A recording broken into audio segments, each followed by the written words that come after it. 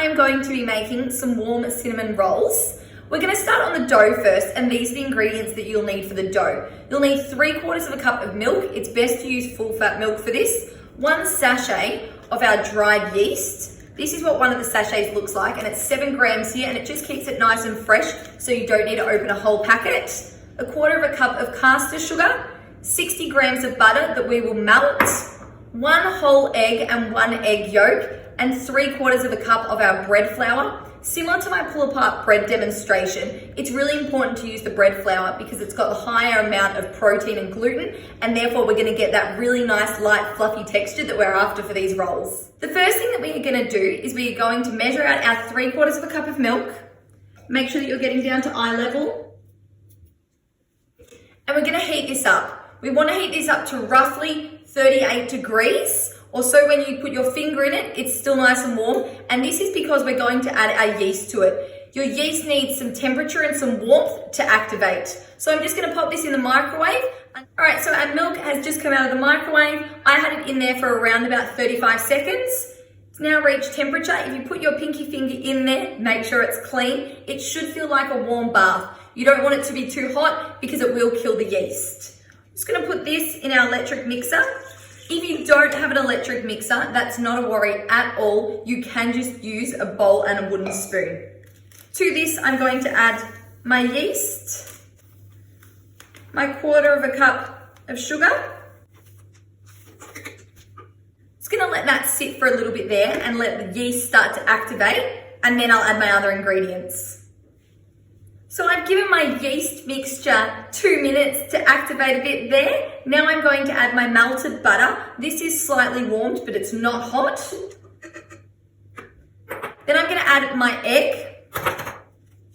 These eggs here, they are room temperature. It is vital for this that you use room temperature eggs because we have warm ingredients. If that egg was cold and you added it to your warm ingredients, it'll coagulate and it'll go chunky. And that is not what we want because it will change the texture of our rolls.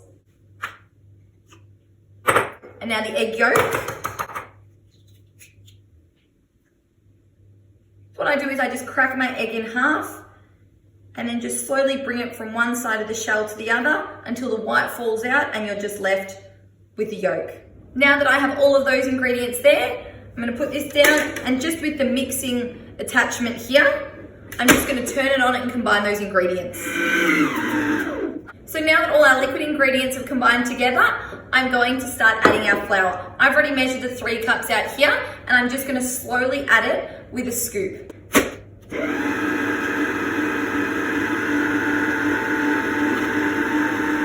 All right, you'll notice that it will start to come together and it'll be a lot harder for the mixer to mix it around. When it starts to do this and it's starting to form a nice ball and a nice dough, we're gonna change the attachment. I'm going to change it to our dough hook.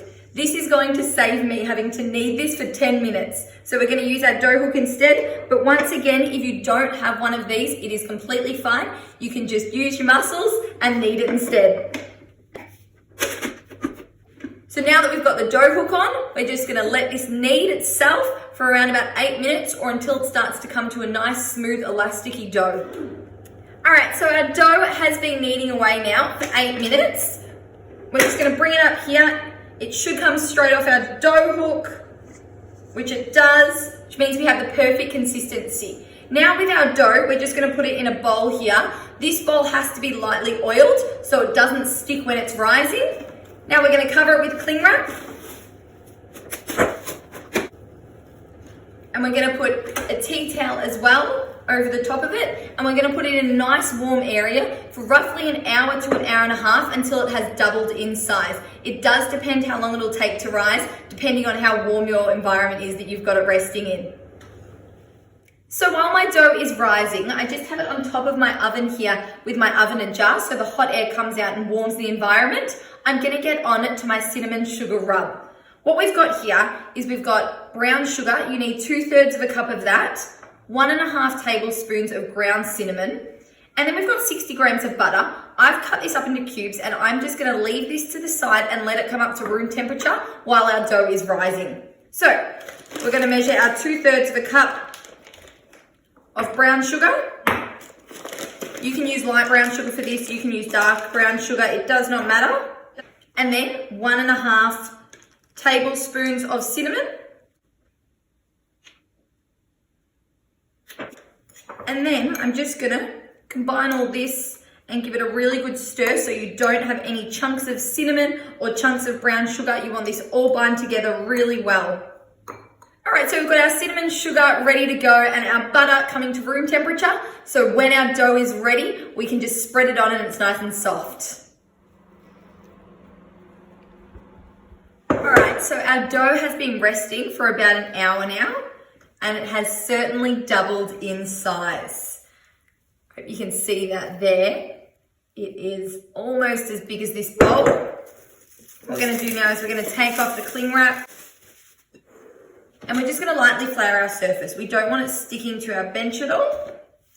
So we're just gonna lightly flour this. Now with our dough, we're gonna roll this into a rectangle. We want it to be around about 25 centimeters by 35 centimeters. So then when we cut it up, it'll be the perfect size for our dish. Awesome. So here is our rectangle, close enough dough. And what we're gonna do now is with our butter, we're just gonna spread this over the dough. We are going to leave around about 2 centimeters at the end here, and that will help us when we roll it up, that we won't have all the butter, cinnamon, sugar mixture on that end bit there. So this butter here, it is room temperature. If you use melted butter here, what's gonna happen is when we get to the cooking stage, it's gonna seep out and it's not gonna hold our brown sugar and cinnamon mixture on it nicely, because we wanna be able to rub that mixture on top of this. And then with our brown sugar and cinnamon mixture, we're just going to sprinkle it all on top of our dough here. So now that we've got all of our cinnamon sugar mixture onto our buttery dough, we are just gonna rub it in and firmly press down so it really gets in there. All right, I've got that really firmly pressed down. Now it's time to roll. You wanna roll this as tightly as you can, all right? So we'll start with the bottom here. And you wanna just slowly bring it all over and tuck it under as you get each layer.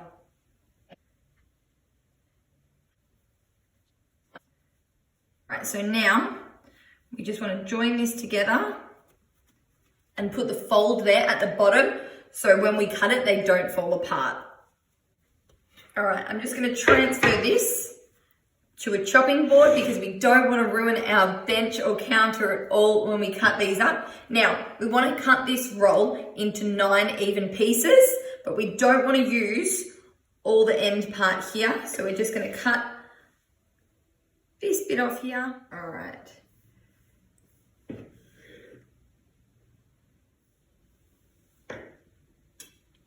All right, so here you'll see all our beautiful layers of our cinnamon rolls there. They are just going to be delicious. So here I have a baking dish. This is 22 centimeters by 22 centimeters. Ideally, we'd like it 25 by 25, but I don't have one. What I've done is I have sprayed it and then lined it with baking paper. This just means that the baking paper has a better chance of sticking to it. Then what we're going to do is we are just going to place these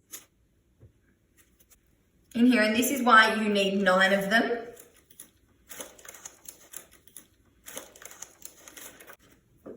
So now that we've got our cinnamon rolls in there, we are going to let these rise again. So we're going to put them in a nice warm space with our tea towel over the top of it for around about 30 minutes or until they really start to rise again. Right, so at this stage, I think that having this small dish is going to make it a little bit hard for them to rise the size that we'd like them. So I'm actually going to convert it onto this one here. This one is a little bit bigger, but I will fill in the gaps for the space that we will have that's extra. So I'm just going to very carefully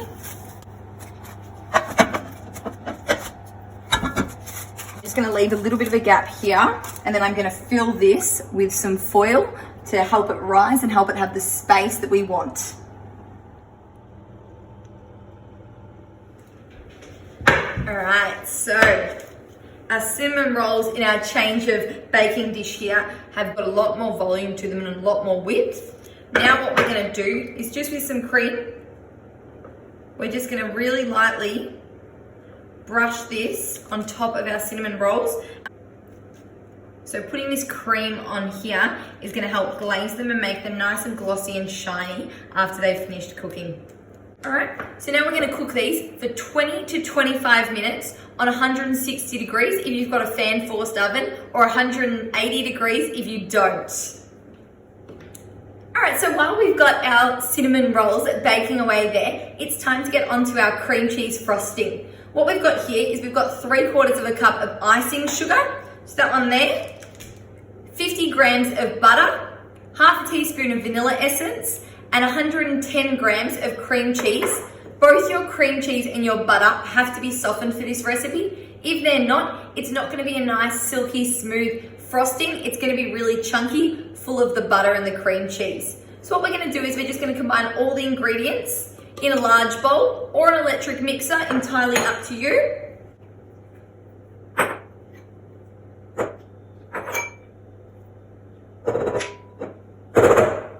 And then we're just going to start combining these, whisking them together until it turns into a really nice, silky, smooth frosting. As you can see there, we've got our frosting really nice and silky smooth there. That's going to be perfect to put in our scrolls once they've slightly cooled. All right, so our cinnamon scrolls are ready. They were cooking for 25 minutes. I've slightly undercooked them because I prefer them to be a lot softer than they are crispier. However, I'm going to let them cool for around about 10 minutes here. You don't want to put your frosting on while it's hot, or else it's just going to melt into it, and you want to be able to have a nice chunk on top of it. So after a long, lengthy process of rising our dough twice and cooking it, it's time to ice it. I am going to actually freeze these because I won't get around to eating them, but you don't want to freeze them with the frosting. So I'm just going to leave those to the side, and I'm just going to frost this one because I'm going to eat that now. So you can either use a knife, you can use a spatula, but I just want a nice,